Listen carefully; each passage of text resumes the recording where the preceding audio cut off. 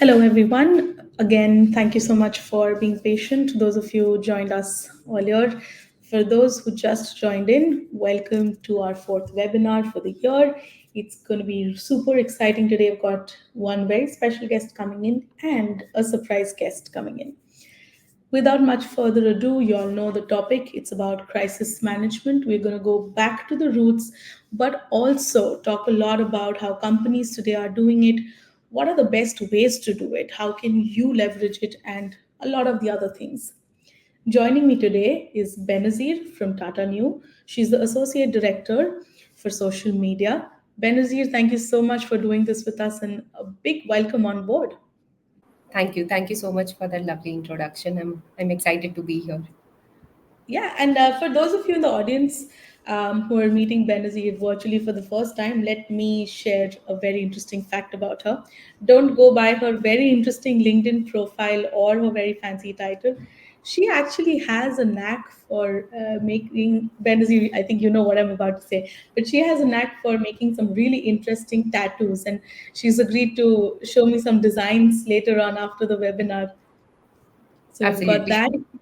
And there's another surprise guest joining us for this webinar. And some of you may already know him from our previous one. So, welcome, Vijay. He's the product head at Locobuzz. So, everything that we do is coming from Vijay. Most Vijay, Hi, so good Vijay. to Hi, Benazir. Hi, I'm gonna glad to be back.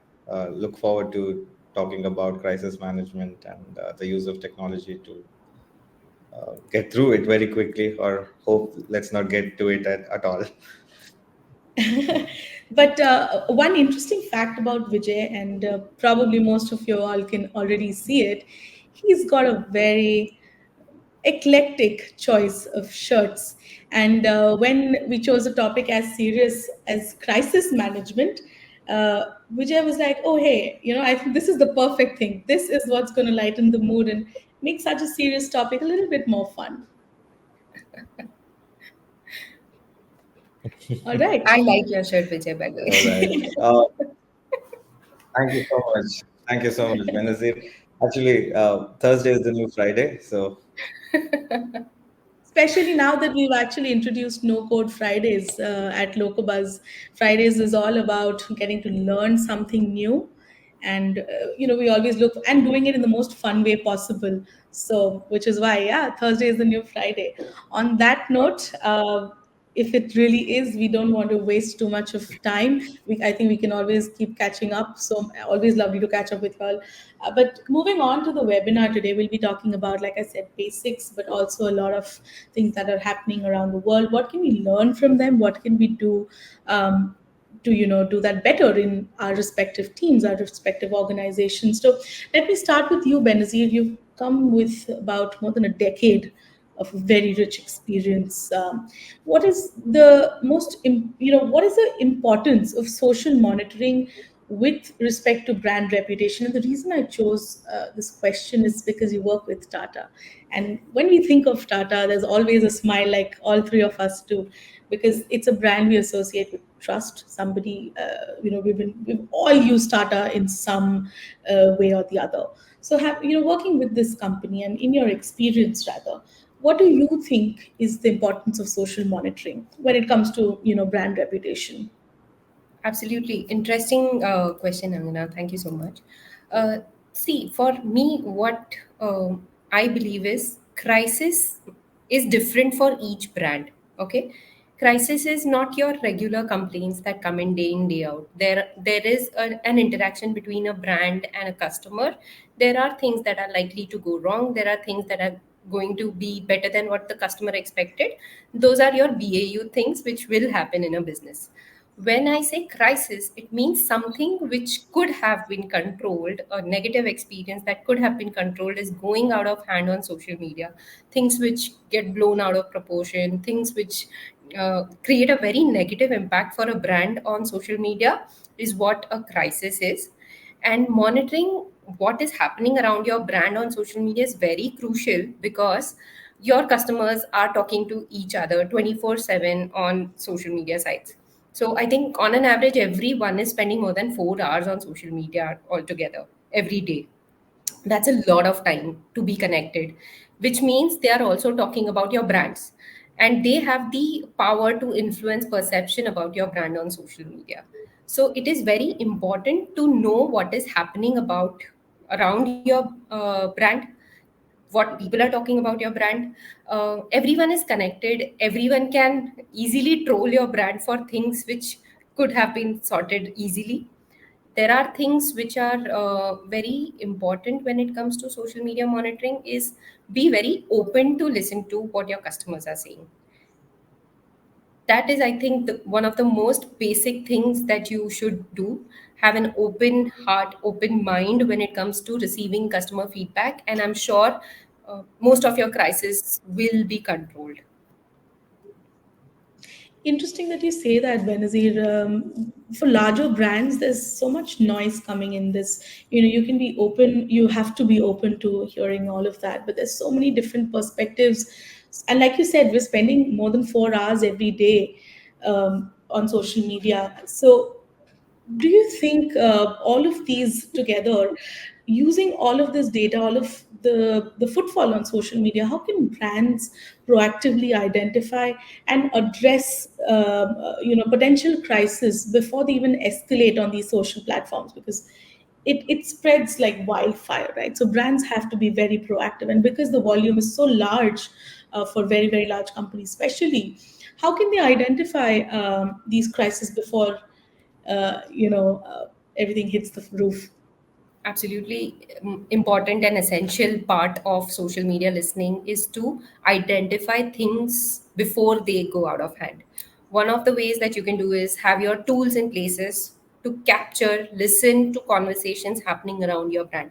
Tools like Locobuzz can help you identify the keywords that you want to monitor, the social media sites that you want to monitor, or places where your customers are talking about you. How can you be a part of that conversation? Once you enter that door, you already have won half the battle, because you know if something negatively is getting spoken about, you have the say to control it and to present a very unbiased, transparent picture of what happened. I'll give you Yeah. a very cheeky, good example. I think 10 years back, I used to work for this brand, a big retail brand, which was booming at that time. All of us used to go to that brand. I don't want to name them, but Sabse Sasta Din and all of that, they are the ones who introduced that to India, in India. So they had this advertisement on the leading newspaper saying 50% ki choot. And some notorious people, that choot word was turned into something vulgar, and edited version of that went viral saying that how can a brand do this. And the best part was, since we were already listening to what is happening on social media around that brand, we caught it immediately and we launched a campaign saying check before sharing. That campaign was appreciated by people who were unknowingly sharing something which was edited, which was not even the truth. So that's how listening is very important to what is happening around your brand. Yeah, of course. And a huge part of that is actually very dependent on the tool that you're using. And on that note, let me come to you, Vijay. You've been building tools for as long as I can remember. What role, in your opinion, do you think monitoring tools and analytics play in effectively managing or mitigating crisis on social media? Cool. So Benazir actually gave a very good foundation to this answer, right? Like big brands, or usually most brands, have a business as usual kind of a conversation, right? Your voice of the customer on a regular day versus another regular day would look more or less the same. You're not seeing much spikes. You have an average of X number of conversation going on. Expected daily, some things are happening. The key things to look at is there something, is your numbers, are you beating this number every day? That means there's a tell sign of there's something going wrong. Especially if it is negative, please look into it, because that's also another tell sign to say there may be something brewing. Then when you use sophisticated softwares, you are now able to add meaning to this volume, right? What about it is negative? And so that you when you have a trend of categories of negative, you will be now able to understand that, okay, business as usual versus something unusual is happening. Now when something unusual is happening, I'm sure there is a crisis is something where you would leave every meeting and go attend that, right? That's that important.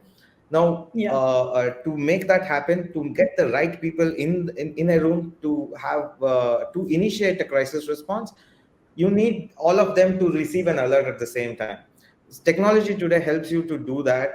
You can actually like put some you can schedule you can set up these alerts to be sent to various people who needs to look at it and things like that. You may have a lot of alerts which may be a little bit of false alarm, but still, right, it's precaution. You always set your alerts in a very precautionary way, so that you prepare with a fire drill. Even if it is a false alarm, you are prepared with the fire drill to what to do when really the house is on fire.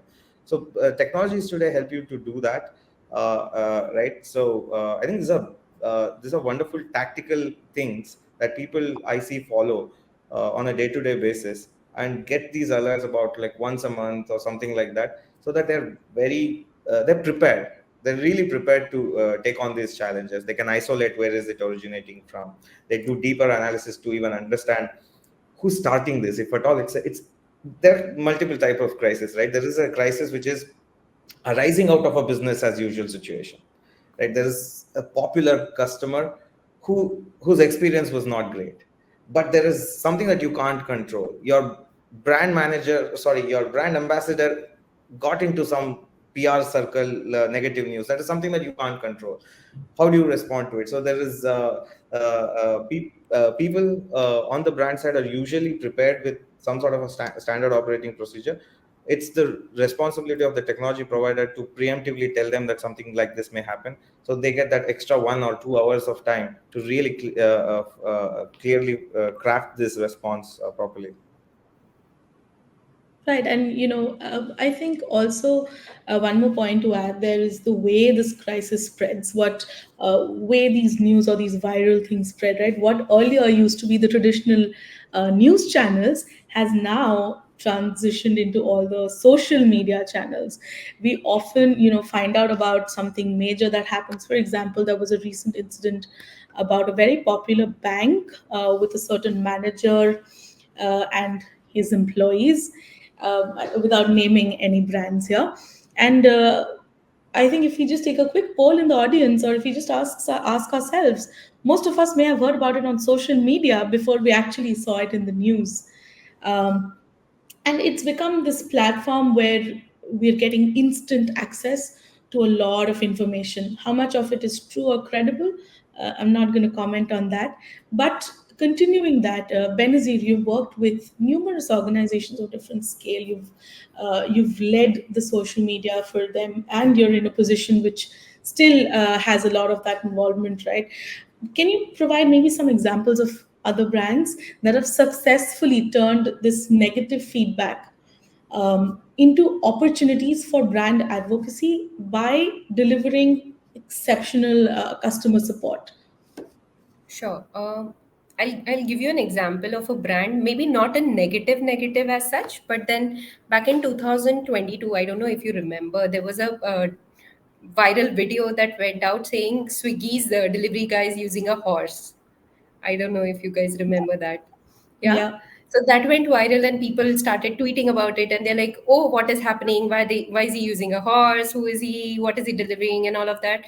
And it went viral, okay? So Swiggy turned it around very creatively, and they're like, "Let's address the horse in the room." And then they in fact announced a bounty saying that please identify this horse and identify this guy, and we want to know who is he. And then finally, they closed the loop by saying that we've identified and he had just borrowed that delivery bag and he's not a Swiggy guy and all of that. So, things that could have gone out of hand where people question use of that, they have turned it into a marketing campaign and it created a lot of buzz. So, that was a very creative use of social listening. Also, uh, if you know, during that time, if you track your Swiggy order, instead of that rider, you could see a horse, a person on a horse that would, come to your house to deliver. It was so creative. So teams working Fantastic. together, marketing team, product team, your listening team, they working together to give this personalized experience is what turns a customer from a negative customer to your advocate. Yeah, and that's what crisis management is about, right? Getting the whole team coming together, collaborating, and just setting things straight. But Benazir, the example actually just reminded me of another one that's rather quite recent. Please, netizens must forgive me if I pronounce this wrong, but this bag company called Jacquemus, they recently used CGI to sort of do this campaign on the streets of Paris, which showed like these giant sized bags traveling across the city. And although that was obviously a rendered version and not really in real life, however, that campaign was such a huge success. I think just a few weeks back they did it for real. They actually created a supersized bag and wheeled it around the street. I think a great example of what you can do with social listening, not just to avert crisis, but also to sort of boost up your brand and deliver really really great experiences to your customers. Absolutely. And I would like to give you other side of the spectrum where a brand which was I don't remember the influencer, Ritesh or someone who created a video on a health drink saying it is not healthy, and that video went viral. If the brand could have reacted on time with transparency and handled it better, it could have been averted the crisis that it actually turned out to be. They instead took the other route of filing a lawsuit and denying what the influencer was saying was not correct and all of that, but eventually they were guilty, found guilty. They had to actually turn down the sugar content in that drink. So that is the kind of power that social media users hold today. It's not just with a select few, anybody can impact your brand. So it is very important for us to react fast, be transparent, be empathetic, and try to do your best to solve that issue. Really glad that you said it this way, Benazir, because again, a few facts that you said about users spending so much time on social media, and the fact that anybody can influence, your brand, anybody can have an impact on your consumers, and all of this comes from feedback. There was a feedback that was given by a user just via social media, and then the trail of events that happened. My question to that is, how can businesses that have a large base on social media leverage positive feedback and positive testimonials from their clients, particularly on social media, to enhance their brand's reputation online? Interesting question. See, I believe so. This has been my funda or my philosophy of being in this industry for last more than a decade.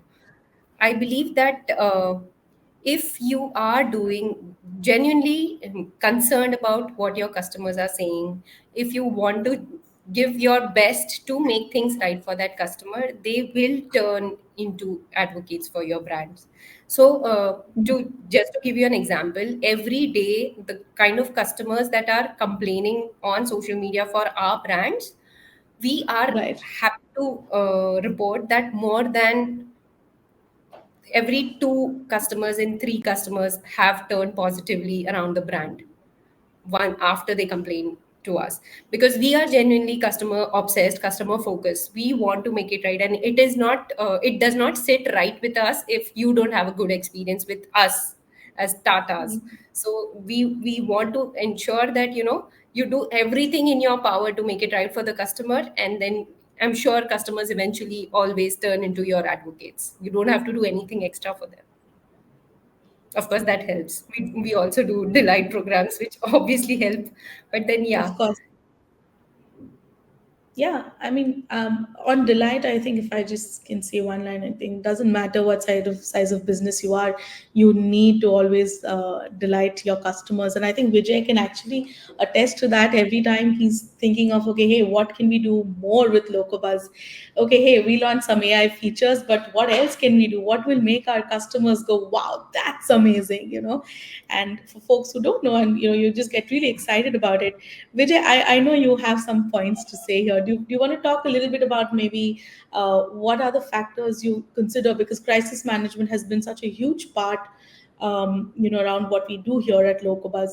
Maybe we can just quickly touch upon a few things that you consider when you're making the product better. Sure. So my prime focus is the way I actually like introduce myself like this. Always like think of Locovas as a character Q in James Bond movie. We are helping Bond with the latest gadgets to be successful in all missions. We really take that job seriously.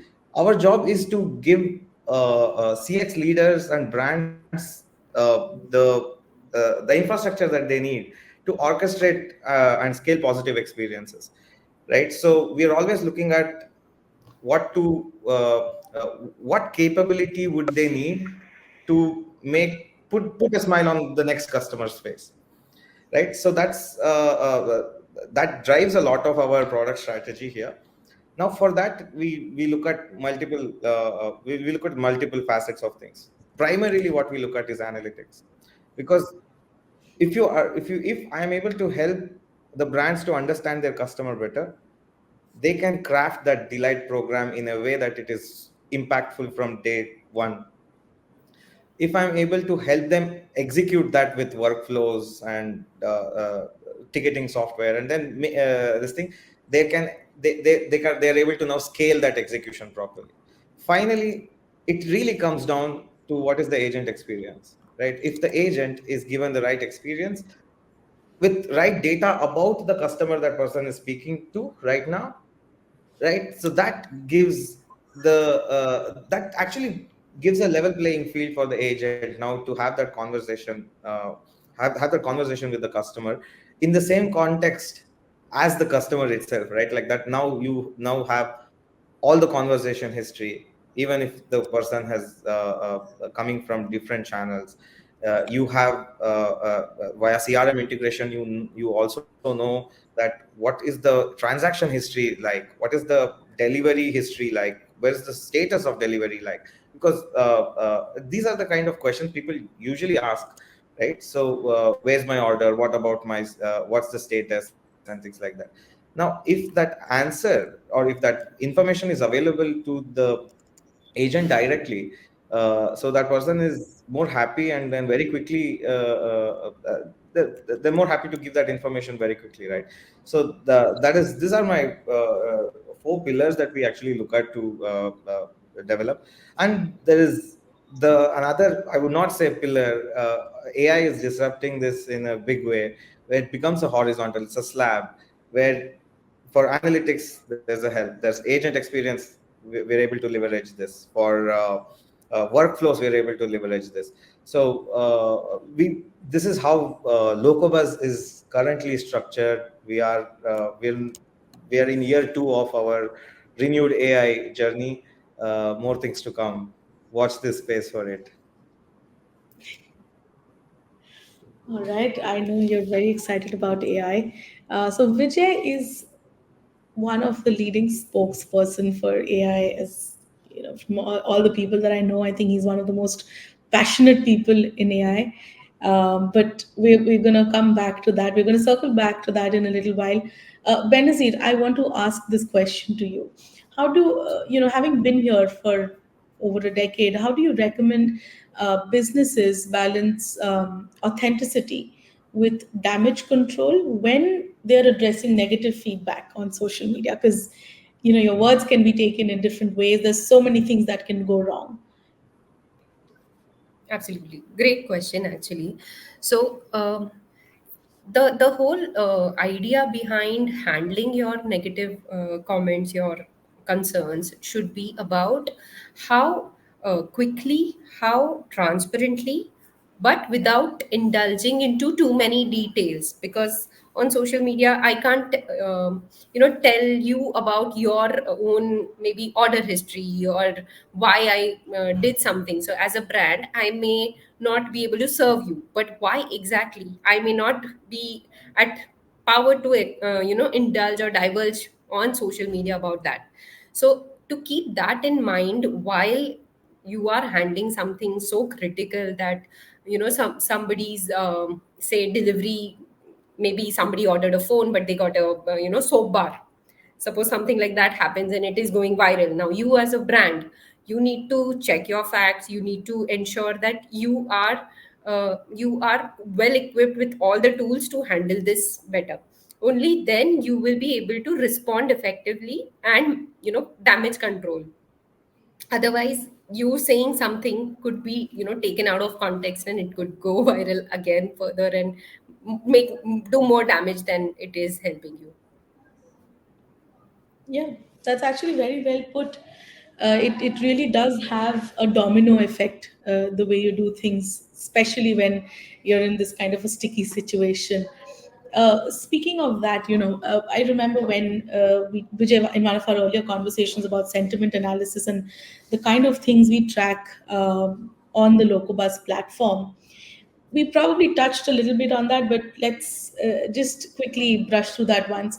How do you think, how important, rather, do you think transparency is in addressing both positive and negative feedback, right? Your audience can feel differently about your brand. Some may feel very excited about it, some may be completely indifferent, and some may really not like you that much. How important do you think is transparency, since these are all very, very important metrics that, for both positive and negative feedback to be addressed on social media? Yeah. So I think transparency is it's table stakes right now because we are in the age of internet. It's there is you Transparency basically shows the authenticity of the brand, right? For example, if there is uh, if you're going to put out any information that it isn't true, or if you're trying to conceal any information, people, it's an age of internet, people can find out. You're maybe about uh, lucky for the brand if it is on the fourth page of Google search, but uh, people can find that out very quickly, right? So I think authenticity or transparency just shows there's humans behind the brand. They're like it's business as usual to have. There is some gaps in the perceived, like some gaps in the position expected experience versus what the experience that was perceived. But again, through a dialogue, through that feedback, the brand actually grows. So transparency is key for both the positive feedback and negative feedback, and it is important to engage with them, right? So whenever we think in an internet or a social context, negative does not always equal to trolling. It's negatives are also about people who care enough to come and write a comment so that you could improve, or their experience with you again could improve. A negative sentiment on a brand from a person would not always mean that this person is a lost customer always. If that person cared enough to give you that feedback, that person perhaps will give you a second chance where you have implemented that feedback. So it's never a dead end. So having that communication channel open with your customer becomes key, right? Look at our own Instagram messages and other things. We usually have our friends that we speak to. If I'm able to, like, and that's the place where I see my inbox about like 20-30 times a day. If I'm able to see a brand there and actually I'm having a conversation, I have registered a mind space, right? And then through that, if you're able to give a better experience via that conversation, comforting them, assuring them that next time they will be better, and many times maybe offer them some sort of a discount and other things for that next purchase or next experience to happen sooner. I think that goes that's a home run because that's a sure shot that you're going to get that customer back to try you again. On the positive side, no brainer, right? Like when somebody's trying to become your brand advocate, why don't you want to say thank you to them? It's please do it with more than just words. We do it with emojis. Show that there is another person behind the brand who's doing this, right? And they loved what the customer did. So that those kind of things like puts the human back in the brand. People, whenever you close your eyes and imagine a brand, you would just see a logo. But when you have these conversations, when you have this experience as a customer, you can actually now see through the brand and feel there are humans, there are teams behind the logo trying to make your experience a lot better, right? So that Yeah. give way for such conversations to have. So I think it's extremely important to be transparent, extremely important to continue the conversation despite it being positive or negative. There are now technologies for you to identify and mute people if they're really a troll. One negative comment, second negative comment does not mean a troll, right? So those kind of things is now, yeah, it's a practice right now.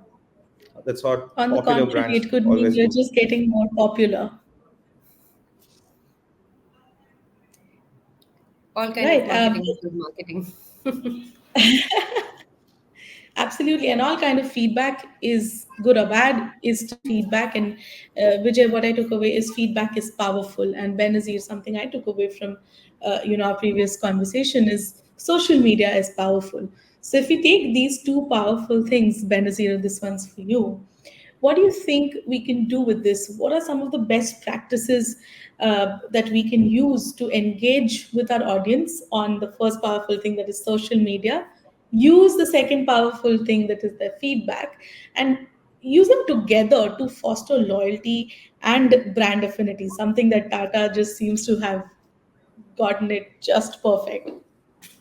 Sure, sure. To answer that, I'll first talk about things that we should do as brands to ensure we are doing the right things to monitor crisis and monitor feedback on social media, and then I'll give you an example of how we did something extra special and how it turned out. So to begin with, I believe you have to first have your tools in places, your alerts in places, team in place to monitor and listen to what conversations are about your brand. Then you need to deep dive into, bucket them into conversation buckets, categories that will help you identify your pain points, where you are doing good, what you're doing bad. That's actually a free feedback for your brand. Brands pay for to get customers to speak to them about what they like or what they dislike, but social media, you are giving feedback for free, you're getting feedback for free, so make use of that. Brands should do that. Third point is be very quick. So a negative feedback that comes today and I respond to it maybe after 7 days makes no sense. You've already lost that customer, because every customer expects, I think 80% of those customers expect a response within 24 hours, is what the last stat I read, and that was years ago. So I think things have become even more faster now. So you have to be quick, you have to have very Yeah. empathetic approach. You can't dismiss just because one customer is having an issue. It does not mean that that issue is not there. It's there, it happened, and you have to be very empathetic about how you handle it as a brand. Then maybe close loop things. When it started from social media, you maybe took details, spoke to the customer, resolved it. It does not mean you stop there. You go back to on your Twitter channel or Facebook or Instagram or wherever the customer spoke to you about, and you close that loop saying that we've reached out and we've resolved your issue and we hope you were happy. because it's not like you as a person who are going to handle things end to end. There are going to be teams involved in resolving one concern. It could be supply chain team, it could be product team, it could be quality team. There are a lot of people who are handling. So to ensure that that you did right, you have to always close the loop on social media. I think you do these 4 5 things and you're sorted for life. I'll give you an example. For one of our brands, we delivered some product which was near expiry, and customers son consumed that, and customer wrote to us saying that my son is now unwell and he has an upset stomach and this was not expected and all of that. We sprung into action within 10 minutes. The product got replaced. There was a refund that we gave to the customer. Not only that, we did not stop there. We sent flowers and some sweets, so with a get well soon card to his son, saying that hope you feel better and we're sorry that this happened. These little small personal touches go a long way, and that customer was so happy that he's become a very good brand advocate, a loyalist for us, who if others are complaining, he would speak on behalf of the brand saying, no, I don't think so, you are right. So that's the kind of experience or flavor that we want to leave in the customer's mind. Yeah, that actually makes a lot of Yeah. sense. But I'm very curious about one thing, Benazir, because again, and I say this a lot of times, Tata is Tata. You guys have been acing the game when it comes to delivering great customer experiences, and what you just said right now is a testament to that. But when you're such a large company, there is a lot of incoming, or there's an influx of people reaching out to you through social media, through email, through WhatsApp, through different a lot of different channels. So what I'm trying to say is the volume of influx is huge. Do you guys, or rather in what capacity do you guys use AI to sort of manage all of this? Absolutely. So I think it's been more than a year now that we've actually implemented AI solutions to provide better experiences for our customers. It has been crazy how impactful and how helpful AI has been for us. So thanks to Vijay, who's actually doing a great job at implementing solutions where Thank you. listening to those relevant conversations from the noise, the larger conversations. It could be retweets, it could be just your contest entries, it could be things which my agents don't want to listen to because they are not going to engage with that. But somebody saying, my 10 rupee was deducted because of so and so reason. That one tweet is more valuable to me than those 100 contest entries. And AI has, effectively helped me get those relevant conversations to my agents quickly, and identify what the customer's tonality is, what the customer is trying to say, which category it belongs to. So it's been absolutely wonderful, and I'm very excited to see what next we can do. Yeah, that makes a lot of sense. Actually, Vijay, I did promise you we would sort of circle back on this because I know how passionate you are about AI. And if you could just maybe very quickly, as our shameless plug, talk about what we've done with Locobuzz for, and then just integrated and married our software with AI to make this even better. No, sure, yeah. No, I want to actually connect it back to the crisis management, right? Crisis management are two things which are super important. You have to be quick and you have to be accurate. I think AI solutions today, right, with Locobus, we have that, right? For example, ability to be quick is how quickly, as Benazir suggested, how quickly are we able to bring relevant conversation in front of the agents, in front of the advisors to like establish a dialogue between them and the customer, right? So that we're using AI to identify what's the actual ticket and what is noise. So sorry, there was Hi, welcome back. Should we do your intro again? uh, no, not Long a time no problem at see. all. Long time no see, Vijay. Good to have you back. But yeah, I'm gonna keep the spotlight on you. Let you complete your answer. We were just discussing. If you want here in the next minute, we would have just moved on to the most fun part, which is the rapid fire, which was a surprise for you Oh, guys. But glad I'm back in time. I think I'm back in Yeah, time. you are. So You are. yeah, I was talking about our AI solutions that are geared towards. I mean, how it is geared towards use of it, the capabilities that you have, if at all you get into any crisis, how these can really help you, right? Starting with detecting what is actionable and what isn't, right? And from a plethora of conversations that you have, and perhaps especially in the time of crisis, right? In the time of crisis, the brand would even decide there are, if it is a crisis that is of an external nature that you can't control, perhaps it is something to do with your brand ambassador, maybe something to do with external forces that you can't really control, and you have chosen not to comment on it, which is also a great strategy, right? If you can't control, why comment on it, right? So for in those things, your agent's inbox would be always full. So Locobuzz helps you to filter those conversations to only deliver those tickets that are real customer issues that you can fix, right? So keeping the lights on even in the time of a crisis.